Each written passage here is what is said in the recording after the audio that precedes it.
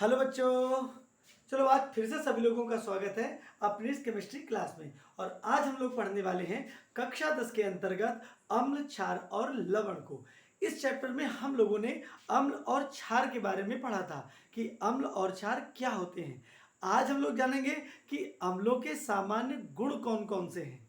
तो देखो, अम्लों के जो सामान्य गुण हैं वो दो प्रकार के हैं, एक तो भौतिक गुण और दूसरे रासायनिक गुण। तो देखो, भौतिक गुणों में हम लोगों ने क्या जाना है, हम लोग ये जानते हैं कि जो अम्ल होते हैं ये स्वाद में खट्टे होते हैं। बहुत सारे फलों का स्वाद हम लोगों ने खट्टा देखा है। तो खट्टा क्यों होता है? क्योंकि उनमें कोई ना कोई अम्ल उपस्थित होता है। तो अम्ल स्वाद में क्या होते हैं? अम्ल स्वाद में होते हैं खट्टे। दूसरी बात, प्रबल अम्ल बहुत संक्षारक होते हैं। अगर ये कपड़े में, कागज में, लकड़ी में या हमारी त्वचा पर गिर जाएं तो जानते हो क्या करेंगे? ये त्वचा को गला देंगे। इसीलिए कभी भी किसी भी अम्ल को चख कर नहीं देखना चाहिए। क्यों? क्योंकि अगर चख कर देखेंगे ना तो पता चला क्या हुआ, हमारी जीभ ही गलकर गायब।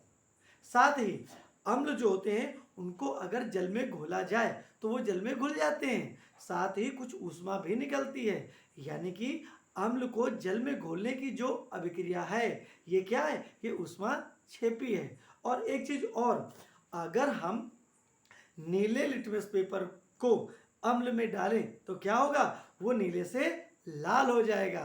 तो यहां पे चलो इस चीज को हम लिख कर देखते हैं। सबसे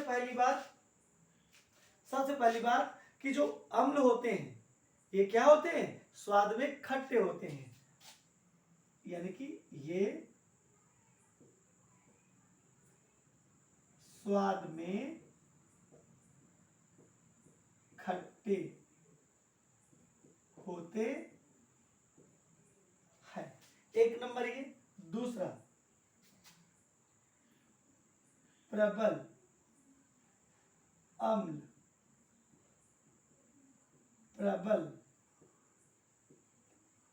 संक्षारक होते हैं। जो ये क्या करते हैं? ये लकड़ी, कपड़ा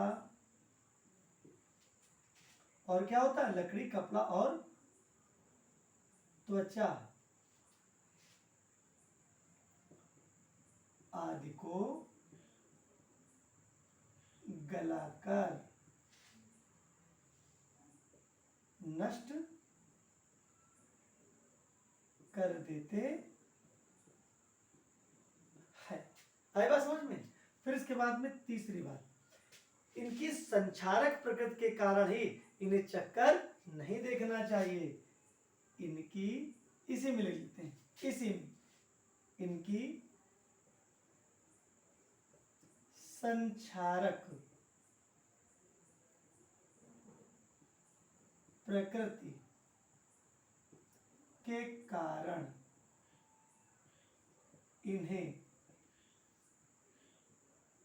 चख कर नहीं देखना चाहिए। ठीक। फिर तीसरा पॉइंट और क्या हो सकता है? ये जल में विलेय होते हैं। ये जल में विलेय होते हैं। ठीक। एक चीज और, इन्हें जल में घोलने पर ऊष्मा उत्सर्जित होती है। आएगा समझ में? और क्या हो सकता है? एक और, ये नीले लिटमस पेपर को लाल कर देते हैं। अम्ल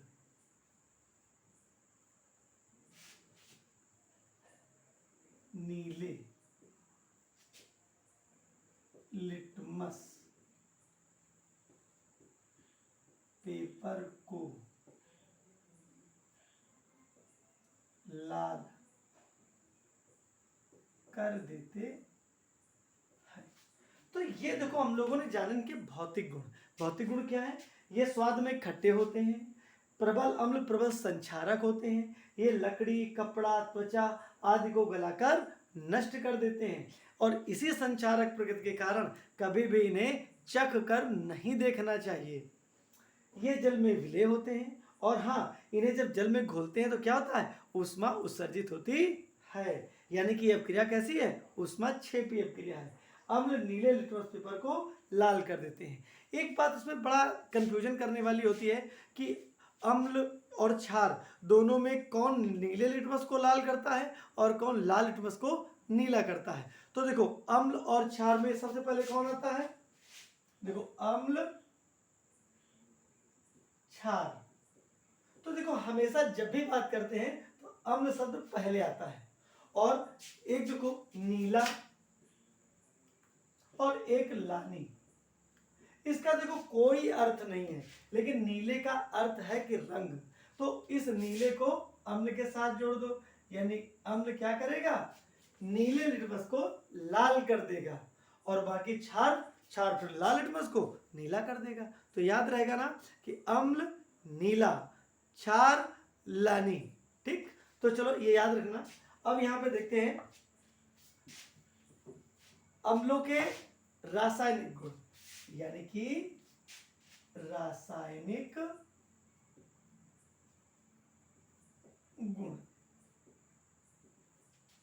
तो इनमें भी रासायनिक गुण कुछ खास नहीं है, बिल्कुल सरल से हैं। तो पहला है धातुओं से क्रिया। अगर अम्ल की क्रिया धातु से करवा दी जाए तो क्या होता है? उसके संगत लवण बनता है, और साथ में हाइड्रोजन गैस निकलती है। यानी कि अम्ल में कोई भी धातु डाल दो, क्या होगा? हाइड्रोजन गैस मुक्त होगी। यानी कि कुछ ऐसा। पहला है धातुओं से क्रिया। अब धातुओं से क्रिया में क्या होगा? जैसे एक धातु है ये Ca, इससे क्रिया हुई किसकी? H2SO4 की, यानी कि सल्फ्यूरिक अम्ल की कैल्शियम से क्रिया हुई। तो क्या होगा? इसके संगत लवण बनेगा। तो लवण का मतलब CaSO4, और साथ में ये जो हाइड्रोजन है ये गैस के रूप में क्या होगा? निकल जाएगा। कितना आसान है। और कोई धातु ले लो, जैसे ये Zn, ये है जिंक, और जिंक की क्रिया हो जाए किसी कोई भी अम्ल ले लो, चलो हम HCl ले लेते हैं, तो क्या होगा? ये जिंक अब इसके संगत लवण बना लेगा, यानी कि ZnCl2, और साथ में H2 गैस निकल जाएगी। तो यहाँ पे कोई दिक्कत? तो धातुओं से क्रिया होगी तो फिर हाइड्रोजन गैस निकलेगी, और जो भी संगत लवण बनने वाला होगा वो बनेगा। तो यहाँ पे कैल्शियम सल्फेट बन रहा है, और यहाँ पे जिंक क्लोराइड बन रहा है। अब देखो, ये धातुओं से क्रिया हो गई। फिर क्या होता है? अम्ल जो होते हैं धातु कार्बोनेटों से भी क्रिया करते हैं, यानी कि धातु कार्बोनेटों से क्रिया। तो देखो, धातु कार्बोनेट कौन कौन से हैं? देखो, जैसे Na2CO3, ये धातु कार्बोनेट है। और कौन सा हो सकता है? और सा लिख लो, जैसे Ca है, या चलो CaCO3, ये धातु कार्बोनेट है। इनकी क्रिया किससे हो? अम्ल से हो। चलो हमने इसकी क्रिया HCl से करवा दी, इसके लिए चलो कोई दूसरा अम्ल ले लेते हैं। हम ले लेते हैं यहाँ पे H2SO4, और अगर इनसे क्रिया होगी तो क्या होगा? इसके संगत लवण तो बनेगा ही। तो लवण में क्या है? ये Cl और ये Na, यानी कि NaCl, और साथ में CO2 गैस निकलेगी और H2O बनेगा। मतलब जब भी अम्ल की क्रिया धातु कार्बोनेटों से होगी तो उनके संगत लवण तो बनेगा ही, साथ ही कार्बन डाइऑक्साइड गैस निकलेगी और जल बनेगा। तो यहाँ पे ये बना। अगर यही चीज हम यहाँ पे करें, इसको बैलेंस करना चाहो तो बैलेंस कर सकते हो। तो यहाँ पे क्या करेंगे? 2 क्या हो जाएगा? और यहाँ पे क्या करेंगे? यहाँ पे 2 बैलेंस हो गया। अब यहाँ पे क्या करेंगे? इसकी क्रिया, तो देखो कैल्शियम और ये सल्फेट ये मिला ले बना लेगा CaSO4, साथ में देखो CO2 बनेगा, और जल तो बनना ही है। ये दोनों चीजें तो बनी ही हैं। जब भी अम्ल की क्रिया किसी धातु कार्बोनेट से कराई जाएगी तो कार्बन डाइऑक्साइड गैस और जल हमेशा बनेगा। तो आई बात समझ में? तो यहाँ पे कोई भी कार्बोनेट हो धातु का और यहाँ पे कोई भी अम्ल हो, अब क्रिया ऐसी ही होगी। फिर इसके बाद में तीसरा देखते हैं, धातु बाई कार्बोनेटों से क्रिया।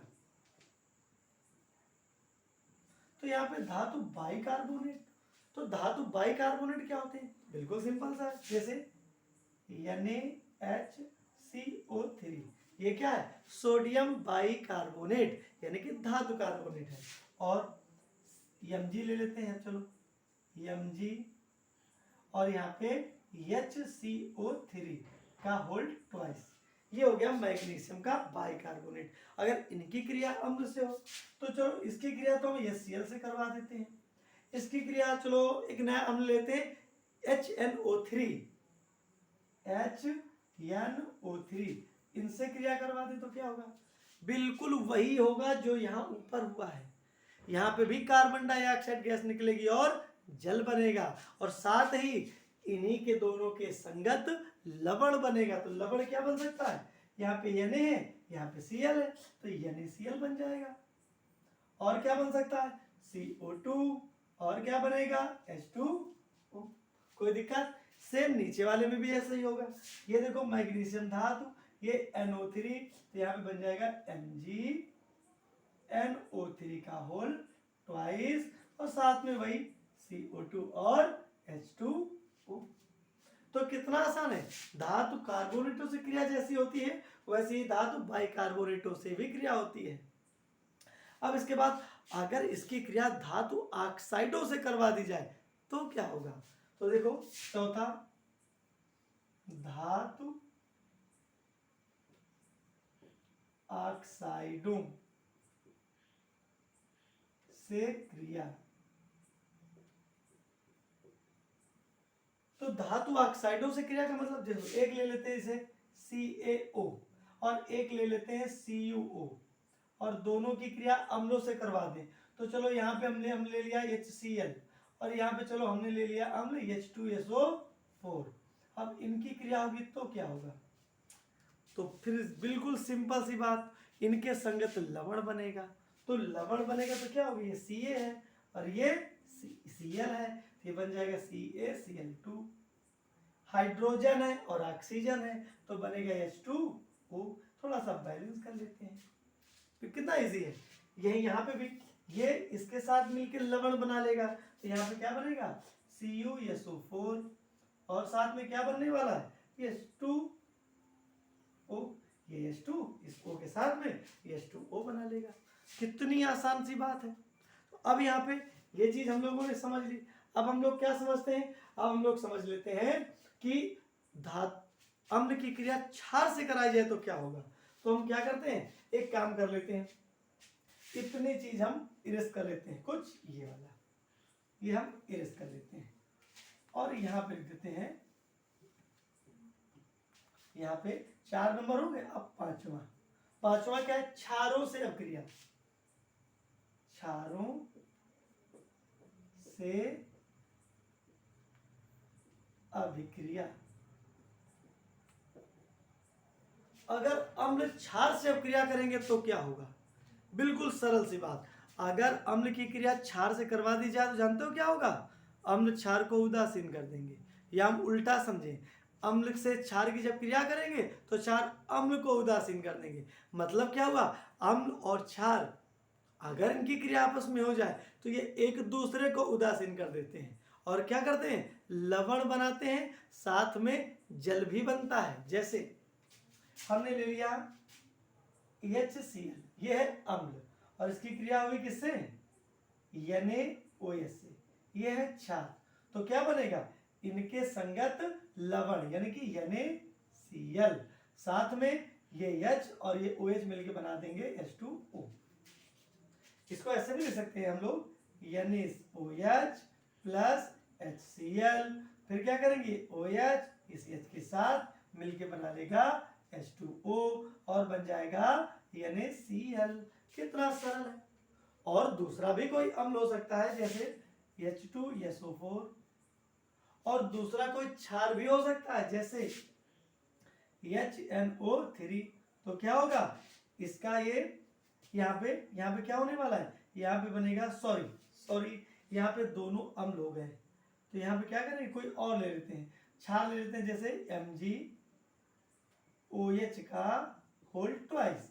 ये मैग्नीशियम हाइड्रोक्साइड भी क्षार है, और इस क्षार की अम्ल से क्रिया होगी तो क्या होगा, SO4 और Mg, ये बना लेंगे लवण MgSO4। साथ में क्या बनेगा, ये H2 और ये मिला मिलकर बना लेंगे H2O।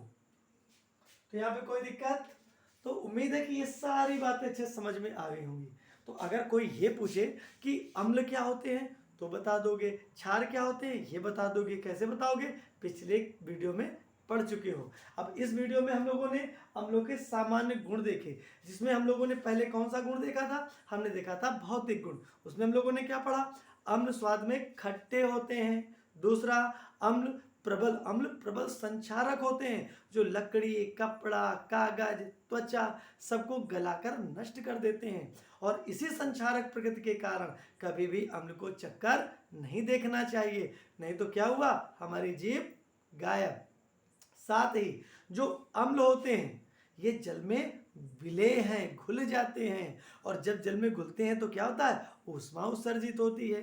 यानी कि जल में घुलने की जो क्रिया है यह ऊष्माक्षेपी है। साथ ही जो अम्ल होते हैं ये नीले लिटमस को क्या करते हैं, लाल कर देते हैं। फिर इसके बाद में हम लोगों ने जाना रासायनिक गुणों के बारे में, जिसमें हमने देखा कि जितने भी अम्ल हैं इनकी क्रिया अगर धातुओं से करा दी जाए तो उनके संगत लवण बनेंगे और साथ ही हाइड्रोजन गैस मुक्त होगी। फिर हमने देखा धातु कार्बोनेटों से क्रिया करके ये क्या करते हैं, धातु कार्बोनेटों से जब ये क्रिया करते हैं तो उनके संगत लवण तो बनता ही है, साथ में कार्बन डाइऑक्साइड गैस निकलती है और जल बनता है। फिर इसके बाद में हमने धातु बाइकार्बोनेटों से क्रिया देखी, तो इसमें हम लोगों ने क्या देखा, ये धातु बाइकार्बोनेटों से क्रिया करके उनके संगत लवण बनाते हैं और साथ ही जल बनाते हैं और कार्बन डाइऑक्साइड गैस बनाते हैं। फिर हमने देखा धातु ऑक्साइडों से क्रिया, तो यहाँ पे भी एक कॉमन सी चीज थी, क्या, यहाँ पे भी अम्ल धातु ऑक्साइडों से क्रिया करके उनके संगत लवण तो बनाते ही हैं, साथ ही जल भी बनाते हैं। फिर क्षारों से अब क्रिया, तो अम्ल जब भी क्षारों से क्रिया करते हैं क्षारों को उदासीन कर देते हैं। यानी कि अम्ल क्षारों से क्रिया करके क्या करते हैं, एक दूसरे को उदासीन कर देते हैं और बनाते क्या है, उनके संगत लवण और जल। तो कोई भी हम लोग कोई भी क्षार या क्रिया दिखा सकते हैं। हाँ, एक चीज और हम लोग पढ़ लेते हैं और वो है क्षारकता, यानी कि अम्ल की क्षारकता। ये अम्ल की क्षारकता क्या होती है, यानी कि कोई भी अम्ल हो अगर उसको जल में या किसी अन्य आयनीकारक विलायक में घोला जाए तो क्या होगा, वो धन आयनों में H+ आयन देगा, और जितने H+ आयन देगा उन H+ आयनों की संख्या को ही हम उस अम्ल की क्षारकता कहेंगे। यानी कि यहां पे लिख सकते हैं, अम्ल को जल या अन्य आयनी कारक विलायक में घोलने पर जितने H+ आयन देते हैं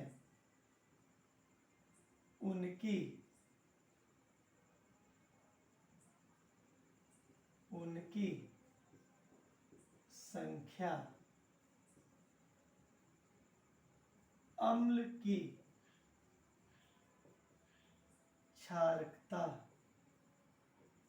कहलाती है।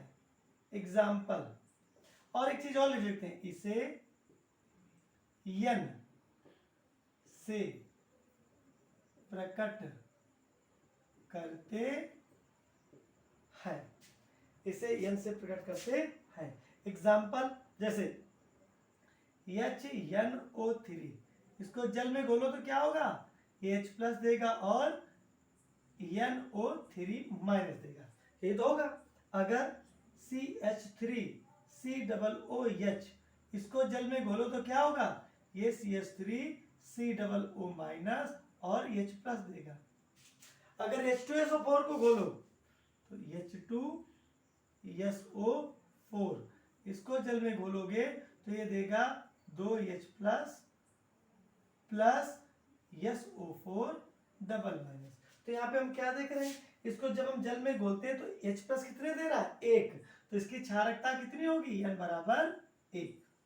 इसमें अगर देखें तो यहाँ पे देखो H प्लस कितने दे रहा है, एस्टिक अम्ल 1, तो इसके लिए क्षारकता क्या होगी, 1। और अगर हम H2SO4 की बात करें तो इसमें कितने दे रहा है, 2, तो n बराबर कितने होगा, 2। और देख सकते हैं जैसे और कौन सा बचा, जैसे HCl घोलोगे तो क्या होगा, H प्लस और Cl माइनस, तो क्षारकता कितनी होगी इसकी, 1 H प्लस दे रहा है तो 1। आएगा समझ में, ऐसे ही H3PO3, इसको जल में घोलेंगे तो क्या होगा, H3 यानी कि H प्लस कितने 3 प्लस PO3 माइनस, तो यहाँ पे क्या होगा 3H प्लस, तो n बराबर कितना होगा 3।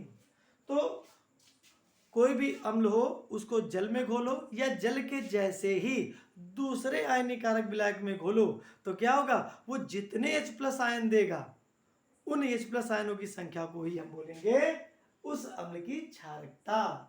तो आई बात समझ में, तो उम्मीद है कि ये सारी बातें आज समझ में आई होंगी। तो फिर अगर ये सारी बातें पसंद आई है तो वीडियो को लाइक जरूर करें, और अगर सब्सक्राइब ना किया हो तो सब्सक्राइब जरूर करें। और अगले वीडियो के साथ फिर मिलेंगे अगले एपिसोड में, तब तक के लिए जय हिंद जय भारत।